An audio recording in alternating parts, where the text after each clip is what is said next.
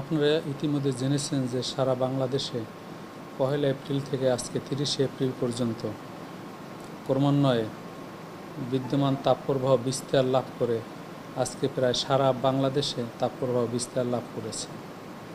চট্টগ্রাম, সন্দ্বীপ, নোয়াখালী এইসব অঞ্চল বাদে প্রায় সারা বাংলাদেশেই এই বিদ্যমান তাপপ্রবাহ অব্যাহত রয়েছে।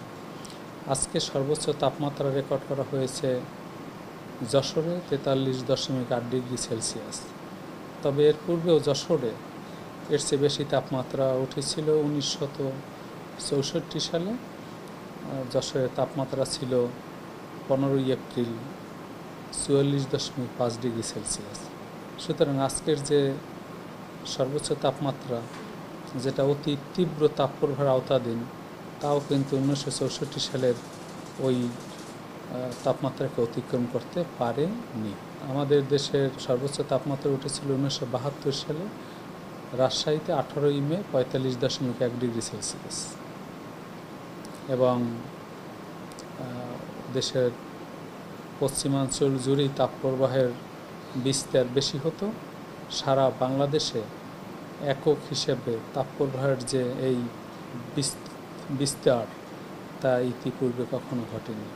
শুধু বাংলাদেশেই নয়, এইবার এই তাপপ্রবাহ Pakistan, India, Bangladesh, Myanmar, Laos, Cambodia, Vietnam, Thailand, Indonesia পর্যন্ত বিস্তৃত রয়েছে।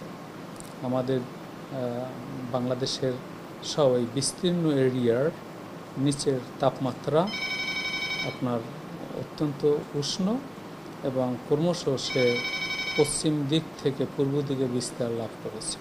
72 সালে 45.1 ডিগ্রি সেলসিয়াস উঠেছিল, কিন্তু এর আগে 64 সালে 60-এর দশকে যশোরে তো 44.5 ডিগ্রি সেলসিয়াস তাপমাত্রা 15 এপ্রিল রেকর্ড করা হয়েছে।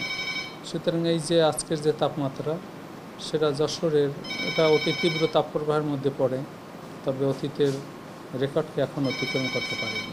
এর পূর্বে 1992 সালেও একটা দীর্ঘ ব্যক্তিকালের মাইল্ড টু মডারেট তাপপ্রবাহ ছিল।